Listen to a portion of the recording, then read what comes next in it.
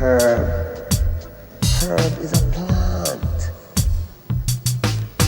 I mean, herbs are good for everything.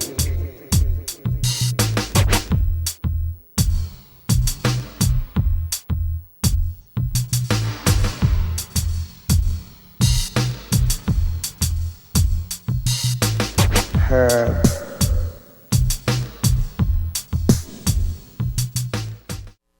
Welcome to the Eugene Cannabis TV show. You got DanK here, and we're here with episode 616, and our friend Peke from Salem is with us again. Make that long trip. That's an hour drive. Get down here each direction. Minutes. Hour 15. There you go. And we appreciate you coming down. And things are going on well in Salem, from what I understand. Yeah. Huh? Other than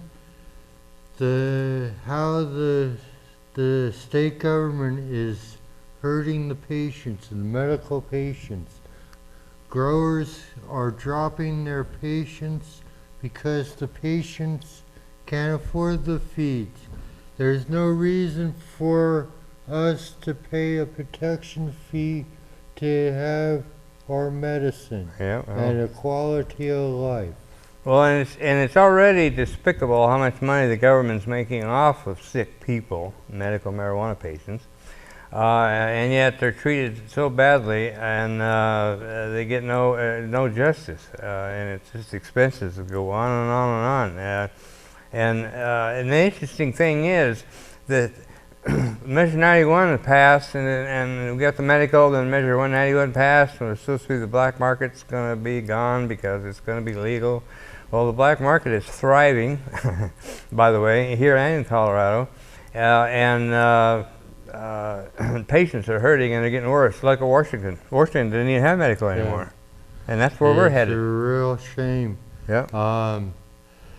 I'm a grower. I'm a private grower. I used to have several other growers on the property, and I had to say, I'm sorry, but hey, I'll help you out anyway, you know. Because I was doing for their quality of life. Oh yeah, wow. Well, we got some events coming up that I want to talk about. Let's see, the Cannabis versus Cancer Campout. And of course I forgot to put the location, and I can't remember off the top of my head. Go to Facebook though and check it out, Cannabis versus Cancer Campout. That's August 12th through the 14th. And then the 13th through the 14th is Oregon's first Cannabis Growers Fair, and that's going to be in Salem. And it says it's going to be over 60 grows will be showcasing their live cannabis plants. For the first time ever, Oregon's producers will be able to display live plants at the Cannabis Fair Oregon. And let's see, it's going to be a premier craft cannabis model state, and this is an opportunity to view those live plants as well as meet the growers. And speaking of which, today I saw a friend of mine that most of his plants were grown from seed. And wow, boy, there's some beautiful plants. And they all females? Oh yeah, well the ones he's got now are, yeah. I don't know what ratio he had, I didn't ask him, but yeah, he's got all females and they're looking good. It's a wow.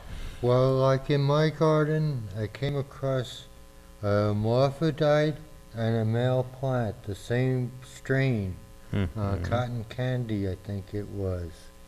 And so I have one on one side of the garden, one's really scrawny but tall, and it's a male. The other one is a morphodite. It's bushy, but on the bottom of the flower you can see the male balls. So, and I have juicy fruit,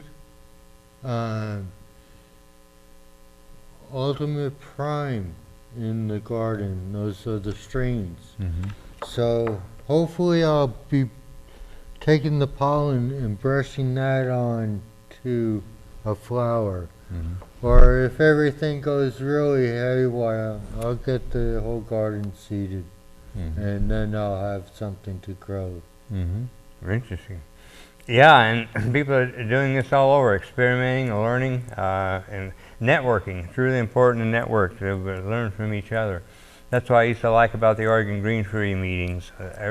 Met once a month, and they always try to have some kind of class, you know, and which is a great thing because that way we all can learn from each other. Networking, I love it. Well, that's what we do with the Mercy Center. We help the patients out in multiple different ways. Excellent. Yeah, networking. It's all about networking. Yep. Yeah. And quality of life. Yeah. And I imagine there have been a lot of people that come to you that weren't familiar with medical marijuana and just came to you because they heard of it or heard how well it helps other people, and they learned themselves. Yes. Several patients with Alzheimer's have been through, and they were helped by using the cannabis. You could see the results of their shaking is calmer. Wow, that's great. And they're just sitting in the smoke-filled room. Yeah, wow. Yeah, that's great. It's amazing what it can do. It's definitely a miracle plant, so that's for sure.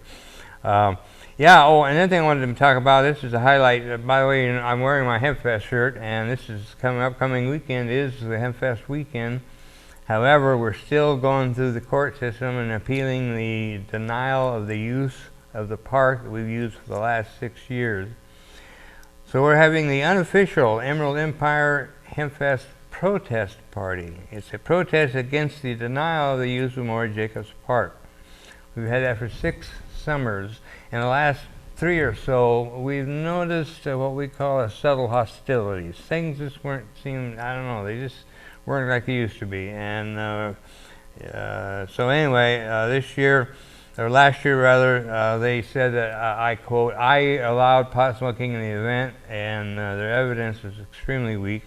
In fact, one case was actually prejudice. But anyway, I'll go into details on it. But so anyway, we ran out of time on that, so we're having this party. Now, the thing about the party is that this is going to be a private property, and we're not advertising this like we do the Hempfest. So this is an inside track. What we're doing is, this is private property, and we're asking people to sign up to join the Eugene Pot Club. All it is just name and address and signature and email address, I think.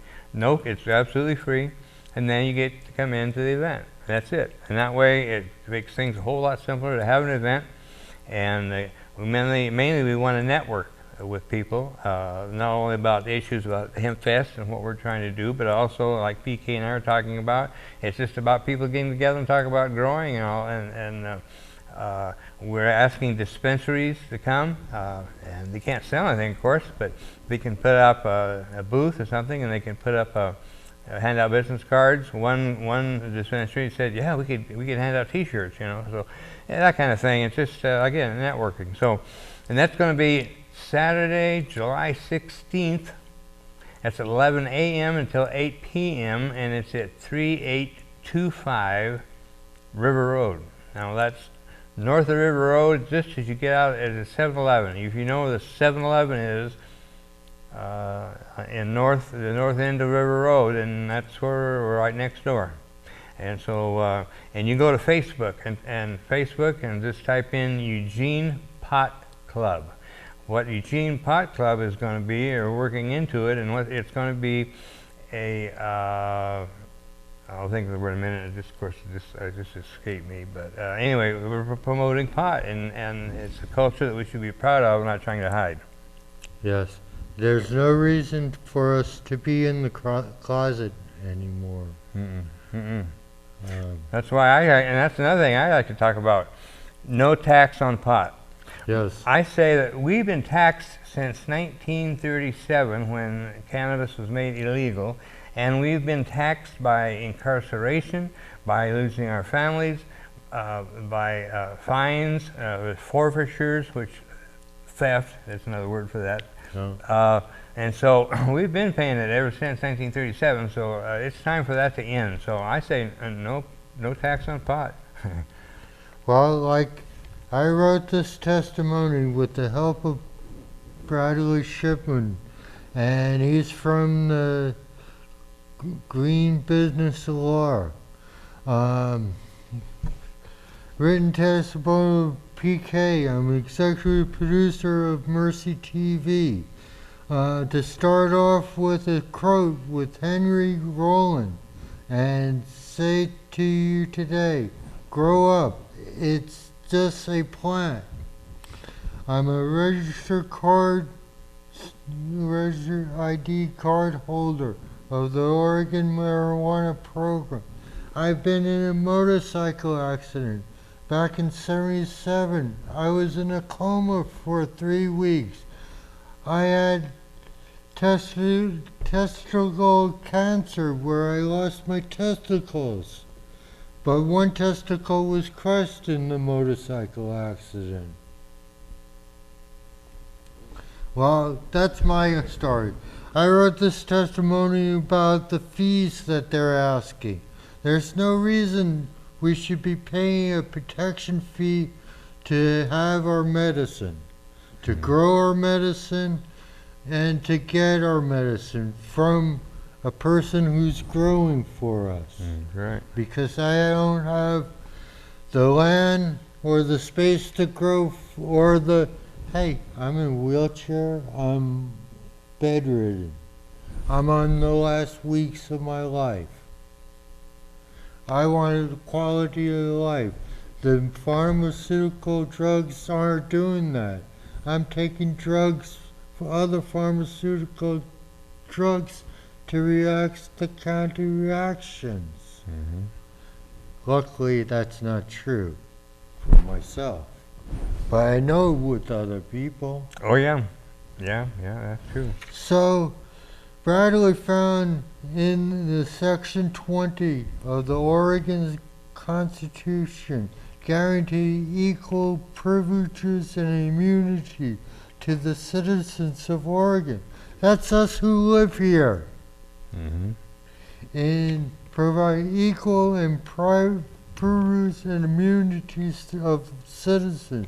No law shall be passed granting to any citizen or class of citizens privileges or immunities which upon the same terms shall not equally belong to all citizens.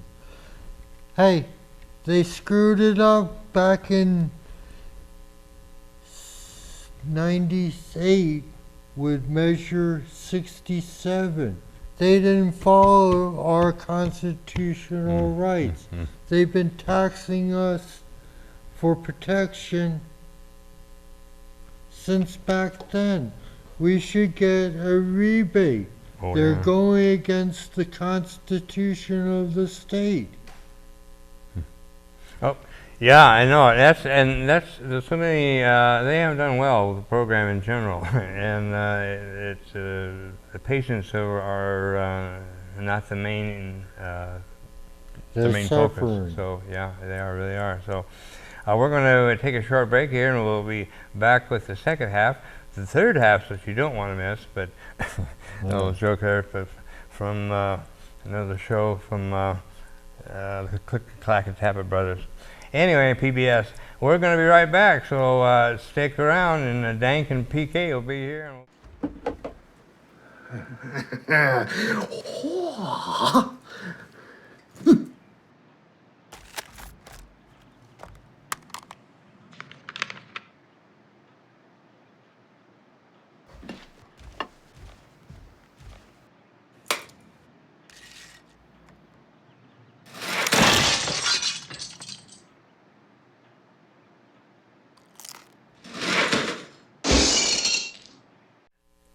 So we're back with the second half. You got DanK and Peke, and Peke, of course, our friend from Salem, coming down to the show again, and I appreciate your efforts. Yeah. Hey folks, get your paper and pencil and paper out.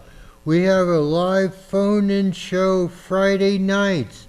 We answer your questions about cannabis. the phone number. Are you ready? You got it, your paper in front of you. You got your pen. Okay, the number is 503-588-6444. That's 503-588-6444. From 7 o'clock to 7:30 Friday night. Please call. We're the community station in Salem, channel 23. Every Friday between 7 and 7:30. Put the alarm on your cell phone. They'll give you to remind you. That's what I got to do. I switch to cell phones and haven't got the alarm reset. But yeah, that's definitely support these guys. They're there and they're there to talk to. And on our website, you can see different meetings that I've filmed to see a clusterfuck. They don't do nothing. They talk, but nothing happens. Yeah. Well, you want to wrap up your letter there? We got. I got the story here. We got to get trying to get squeezed in too if we can. Not story, well, I just want the people call your registrator, your governor. Tell them your opinion. If you have time, write a testimonial to them. But I've gone to the governor's office and gave him business cards after giving him the written testimonial. But they still haven't contacted me back. Yeah, I'm surprised. I know. That's why it's always so tiresome to be second-class citizens. We hope the legalization Measure 91 passed, it would change. They lied to us. Yeah. Well, not only they lied to us, but more importantly to me is that the legislatures in Salem who well, anyway, we'll get started on them. But anyway, they're prejudiced and biased regards to marijuana, and it shows. It's shown ever since the medical passed. Yeah, they're a bunch of greedy little bastards. Yeah, well, careful language. We gotta be careful because the show is before 9. But yes, Yeah. I understand what you're saying. I'm from the East Coast. Excuse me. No. It's well, I remember I've told the story many times when I helped pass, or rather get signatures and help get it on the ballot, the original medical marijuana law. And I remember at the time, I thought to myself, I can't imagine the state of Oregon administering anyway a pot program. In other words, I just couldn't see that happening. But it's cannabis. Yes, cannabis. And I said I can't see that happening, and I thought, well, it turns out to be true because I mean it happened, but you could tell they don't like it, and that's. We had a good director. You remember the very first director in the medical marijuana program? Yes. I can't remember her name now, but she was great, and they fired her because she wasn't getting the job done. Well, the reason she wasn't getting the job done is because they didn't give her the resources she needed to do the job. And so, so it's just going on downhill from there. So, and some of the clowns they've had in charge of that program, we could go on the rest of our program talking about that. But anyway. We don't want to make you laugh. No. Anyway, I wanted to talk about this is from David Guy Evans, and David has been on the show several times. He used to own the, I can't think of the shop, but anyway, he owned a dispensary, he had a cannabis delivery service, and he wrote a guest viewpoint to the Register Guard on July 6th this year called Nation's Cannabis Laws Violate Patients' Rights. He says, each morning I awake in pain, the same condition as when I finally could take refuge in sleep. Pain remains my constant companion, more faithful than my guide dog. More torturous still, each morning I awake knowing that my government will torment me using cruelty and unusually and brand me as a pariah because of my disabilities and one of the medicines that I use to treat them, cannabis. Every day, every member of Congress decides to threaten my liberty, my property, my health, and my safety. At breakfast, the Attorney General shrugs off the Bill of Rights and any kinship that I might have with it. I cannot travel freely with my medicine, nor can I work or live where I wish. Unlike other citizens, I cannot gather socially with other cannabis patients at a community center, concert venue, or restaurant, knowing that if need be, I can use my medicine. If charged with a federal crime, I could not present defense evidence of my medical cannabis use in a trial. If I ran a state legal cannabis business, I could not take standard business tax deductions, or would I have access to banking services. My disabilities and chronic pain do not define me, though they always challenge and sometimes limit me. Until my health failed, I practiced law and taught at a university.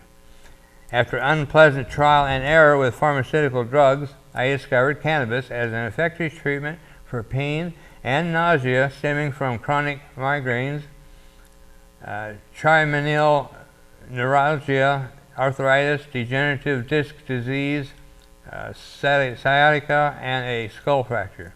Cannabis has helped me to be more pain-free, more productive, happy, more social, in short, to have a better quality of life. Armed with that knowledge and with my legal educational background, I founded one of the first 8 licensed medical cannabis dispensaries in Oregon and sought to teach others how to legally operate under the new program guidelines to benefit the health and safety of my fellow citizens who also face daily health challenges. As a disabled cannabis patient, the federal government's misclassification of cannabis as a Schedule I drug under the Controlled Substances Act wrongs me and millions of other citizens. A Schedule I drug must have no accepted medical use. It must have a high risk of addiction, and it cannot be safely managed under supervision in medical treatment. However, researchers now know that cannabis is one of the least addictive drugs with few serious health risks, even for chronic users. Its medical utility is recognized in 26 states and the District of Columbia. Further, the federal government has a medical patient on cannabis and still provides 4 Americans with monthly medical cannabis under a now-defunct compassionate program. This scientifically unsupportable listing confines me to Oregon. If I travel with my medicine, I risk a federal crime conviction. If I travel without it, I face the prospect of suffering horrible pain without relief, or trying to find some semblance of safe, effective medical cannabis on the black market of a strange city. There is no legal, scientific, or moral basis for my confinement, suffering, or heightened peril. Oregon, too, which has recognized medical cannabis since 1998 and adult recreational cannabis use since 2014, combines use since 1998 and adult recreational cannabis use since 2014, confines me to house arrest without a trial. As a medical cannabis patient, I can use my medicine only in my home or unobtrusively on private property with caveats. For all practical purposes, this state policy chains me to travels in my city and errands that are quick enough to be manageable from a pain control perspective. This flawed policy arbitrarily limits my ability to participate in the length and breadth of scientific, cultural, and social, political, economical, and educational opportunities afforded to all other citizens throughout the state. My state government chooses to use my suffering as its cash cow. Oregon continues to exact higher fees and greater burdens on sick and disabled citizens who are economically and physically fragile. Unlike other citizens, the state penalizes me for my disabilities and for the fact that I need someone else to grow my medicine because my health prevents me from cultivating it.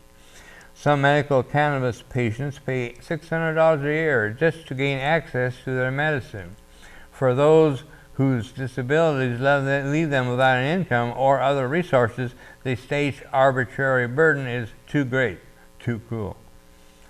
Oregon has allowed cities and counties to place a moratorium on medical cannabis facilities. The disabled medical cannabis patients in these areas must drive, if possible, great distances to gain access to their medicine or suffer terribly. To place such hardships on this specific group of disabled citizens is unconstitutional, insomuch as it imposes burdens they specifically are ill-equipped to meet and are faced by no others seeking access to their legal physician-recommended medicine. The ignorance and the arrogance of the few cannot be the basis for the torture and suffering of the many. Government must concern itself with the health, safety, and liberty of its most vulnerable citizens. It must deschedule cannabis. To maintain the status quo violates the Bill of Rights, tortures disabled and dying citizens, and favors the economic interests of a few at cost to all.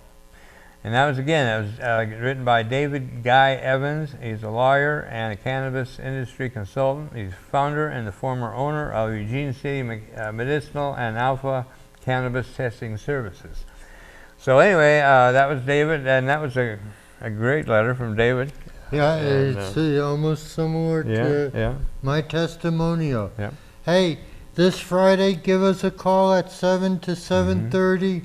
That's 503-588-6444. Hey, the last thing I want to say is have a nice day and go fly a kite. There you go. And also, don't forget the 16th, July 16th, go to Facebook and Eugene Pot Club. That's where you get the info, and come on out and join the Eugene Pot Club and come on into the free event and enjoy yourselves, and we'll do a lot of networking and working on the issue. So. And good music to be listened to. Yes, and some great music, and it's all being donated. It's all of our events, it's all being donated. This isn't a money gig, it's just a get-together gig. This is Friends and Friends. That's right, exactly. Yes, and there'll be friends there that you haven't met yet, so you definitely want to go. It's not to be missed, as they say. And so that's Saturday, July 16th, and that's the unofficial Emerald Empire Hempfest Park Denial Protest Party. So thank you, Peke, and we'll see you next time. Yeah, see you at the fair.